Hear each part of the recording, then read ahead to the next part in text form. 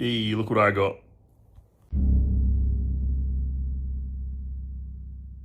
Oye, mira lo que tengo. Este caso ocurre en Estados Unidos en el año 2025. La policía llegó a la propiedad y al entrar en la escena encontraron 3 vasos de whisky sobre una barra casera. El hielo dentro de ellos estaba solo medio derretido. Junto a los vasos había una pistola de 9 milímetros. 3 casquillos percutidos estaban esparcidos por el suelo. El resto de la habitación parecía completamente intacto. Pero luego encontraron a un hombre tirado boca abajo cerca de un televisor. Y después, un segundo hombre se había encerrado en la casa de al lado. Tenía consigo un rifle y un teléfono. Estaba esperando a que llegaran los agentes. Un tercer hombre estaba parado afuera y tenía sangre por toda la cara. Lo que hace que este caso sea tan loco es que los 3 se conocían desde hace años. No hubo ninguna discusión entre ellos. Nada en su historial explicaba lo que acababa de pasar. Este es el caso de Brent Hoffman.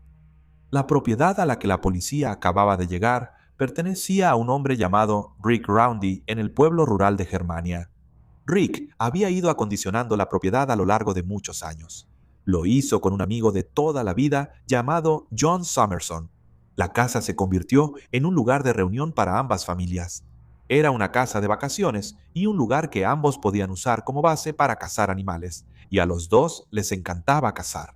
Rick nació el 9 de octubre de 1958 y había estado casado con su novia de la preparatoria, Diane, durante 41 años. La pareja crió a 3 hijos, Adam, Megan y Jacob. Para el año 2025, él llevaba 8 años jubilado. La jubilación le dio a Rick más tiempo para hacer las cosas que amaba. Durante este periodo, Rick y su esposa Diane estuvieron muy involucrados con la iglesia. Ellos estaban juntos a cargo de las subastas que se realizaban allí. También ayudaron a organizar la rifa de la escuela. Juntos hicieron mucho bien. En los días previos a los eventos de 2025, Rick se convirtió en abuelo por primera vez a la edad de 67 años.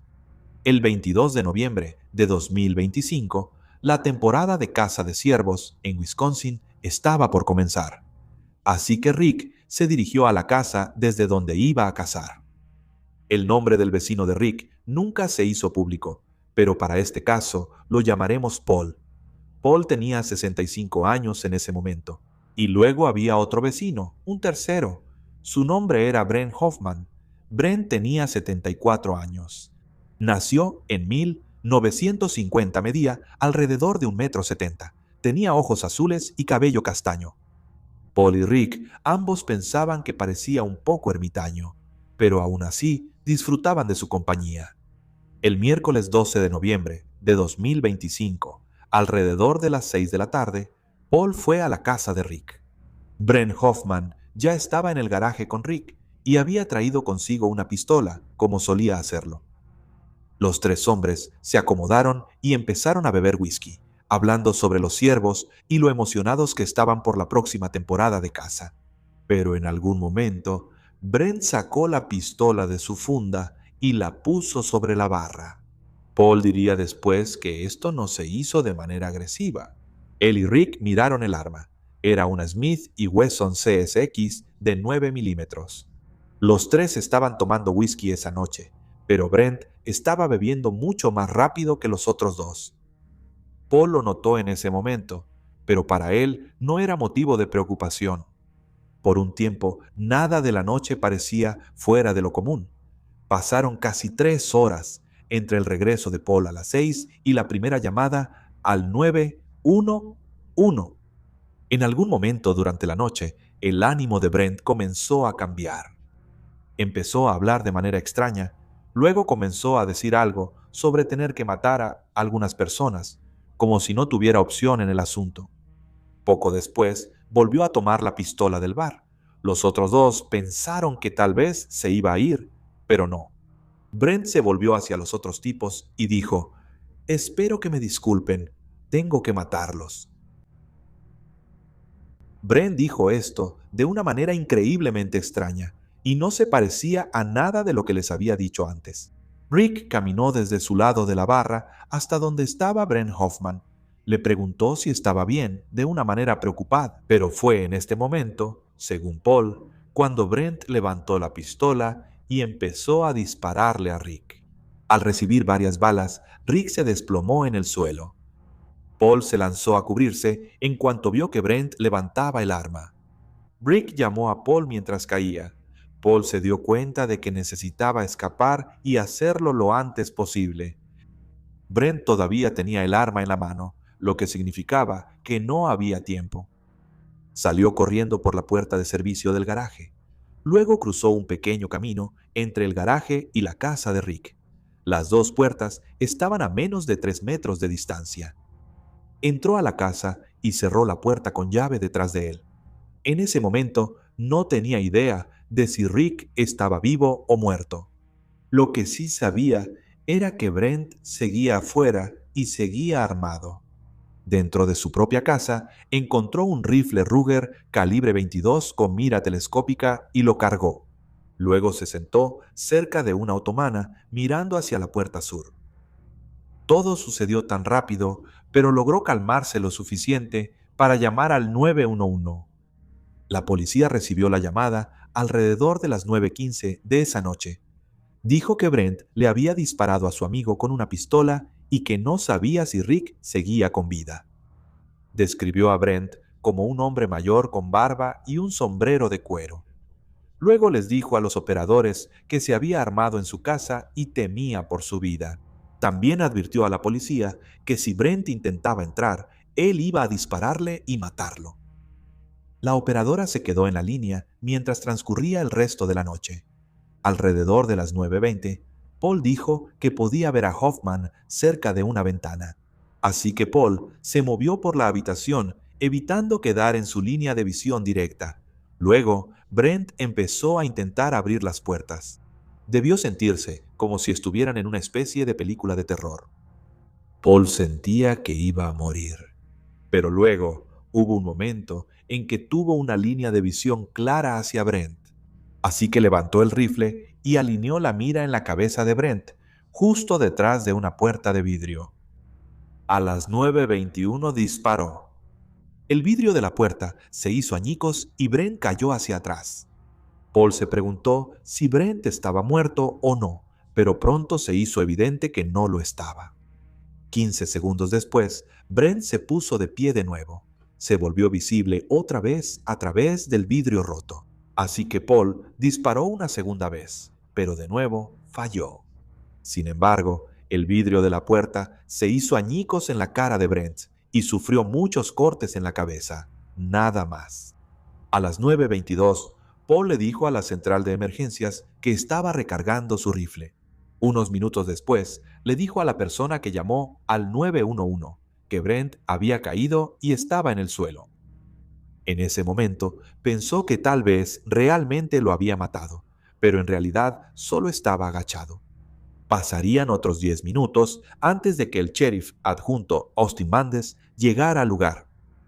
Al principio hubo algo de confusión. Cuando el sheriff adjunto Mandes llegó, encontró a un hombre con un sombrero estilo vaquero. Esto no coincidía del todo con el sombrero de cuero que Paul había descrito al operador anteriormente. Sin embargo, el oficial Mandes le ordenó que se tirara al suelo, pero el hombre del sombrero, Brent, no obedeció de inmediato. En vez de eso, se quedó ahí parado y le dijo al oficial que le dolía todo el cuerpo. Luego se desplomó en el suelo mientras Mandes intentaba hablar con él. Brent tenía cortes por toda la cara y la cabeza, con sangre visible alrededor de ellos. En un estado ebrio y semi-inconsciente, le dijo a la gente que lo sentía mucho. Mandes le preguntó dónde estaba su arma, pero Brent solo dijo que no tenía una. Luego dijo que tenía una funda, pero que la pistola en sí ya no estaba. Una búsqueda policial no encontró armas de fuego, solo una cartera que confirmó su identidad. Una vez que fue detenido, Brent le dio las gracias a la gente y le dijo que lo amaba. Manders notó entonces un fuerte olor a alcohol y que arrastraba las palabras. Cuando le preguntaron dónde estaba el otro hombre, Brent señaló el garaje. Y luego Empezó a llorar. Manders miró adentro y vio a Rick tirado boca abajo en el suelo. Manders preguntó quién era y Brent dijo: «Es mi amigo Rick. Creo que está muerto». Luego le preguntó a Brent dónde le habían disparado, pero él no lo sabía. Brent entonces le preguntó a Manders: «¿Por qué me disparaste?». Brent estaba claramente delirando en ese momento y Manders le dijo que él no le había disparado. Manders fue a revisar a Rick, pero no tenía pulso ni signos de vida. Los paramédicos llegaron pronto al lugar y confirmaron su muerte solo unos momentos después. Otros oficiales despejaron el garaje y encontraron una pistola negra sobre la barra. También despejaron la casa y encontraron a Paul. Luego revisaron a Paul y lo colocaron en la parte trasera de una patrulla mientras los oficiales aseguraban la escena. Un teniente explicó después que no estaba bajo arresto y que solo estaba detenido mientras aseguraban la propiedad. El detective Craig Rakowski llegó a la escena alrededor de las 10:17 de esa noche. Entrevistó a Paul primero y Paul le dijo que había visto todo y que estaba dispuesto a responder lo que fuera necesario. Cuando el detective miró la escena del crimen, la barra todavía tenía 3 vasos de whisky sobre ella y había un charco de sangre justo al oeste de la televisión. Notó que no había señales de lucha. Las sillas seguían derechas y los papeles sobre la mesa no habían sido movidos. Los investigadores recuperaron 3 casquillos percutidos de 9 milímetros en el garaje. Uno estaba cerca de donde se encontró el cuerpo de Rick. Los otros 2 estaban cerca de una silla. Todo lo que Paul había dicho coincidía exactamente. Mientras tanto, debido a sus heridas, Brent fue llevado en ambulancia a un hospital y en el camino preguntó si sus amigos estaban bien. Brent también aceptó dar voluntariamente una muestra de sangre esa noche. Fue sellada como evidencia, pero cualquier prueba relacionada con ella no se ha hecho pública, aunque sería interesante saber qué tan intoxicado estaba. Después de que recibió el alta médica, Brent Hoffman fue ingresado en la cárcel. Cuando el personal le dijo que estaba siendo fichado por homicidio, él dijo: «Yo nunca he lastimado a nadie». Al día siguiente, los detectives intentaron interrogarlo, pero él pidió un abogado, lo cual, por supuesto, era su derecho. Él no dio un relato completo de exactamente lo que había sucedido esa noche. Lo único que dijo fue que recordaba los hechos hasta su segunda bebida. La autopsia de Rick se realizó el 14 de noviembre. El informe inicial registró 3 heridas de bala. Una fue en el pecho, otra en la zona de la axila y otra en la muñeca izquierda. El 18 de noviembre de 2025, Brent fue acusado de homicidio intencional en primer grado por la muerte de Rick y también fue acusado de intento de homicidio intencional en primer grado por el ataque a Paul. El cargo de homicidio conlleva una sentencia obligatoria de cadena perpetua si es declarado culpable, y la libertad condicional solo sería posible después de 20 años. En la primera comparecencia ante el tribunal, el fiscal de distrito pidió una fianza en efectivo de $1 millón y calificó el tiroteo como un asesinato a sangre fría. Era pagadera en efectivo, no como una fianza firmada, lo que significaba que Brent no podía ser liberado hasta que se depositara la cantidad completa. A Brent se le prohibió entonces contactar a la familia de Rick o a Paul, y si pagaba la fianza, se le ordenó mantenerse sobrio, sin sustancias ilegales y sin posesión de armas de fuego. También se le prohibió viajar fuera del estado de Wisconsin. El 27 de enero de 2026, un juez encontró suficiente evidencia en una audiencia para ordenar un juicio penal, y el 21 de mayo, Brent se declaró no culpable de ambos cargos. Hasta el momento no se ha fijado una fecha para el juicio, y Brent actualmente permanece en la cárcel del condado. Además de esto, la esposa de Rick, Diane, ha presentado una demanda por muerte injusta contra Brent. Este es un caso civil y también sigue en curso. La familia de Rick confirmó su identidad públicamente solo después de los primeros informes. Esos primeros informes lo describían simplemente como un hombre de 67 años del área de Greenleaf. En un comunicado, la familia dijo que estaban devastados y con el corazón roto por su repentina muerte. Agradecieron a la comunidad por su apoyo y luego pidieron privacidad. El cuerpo de Rick fue sepultado el 18 de noviembre.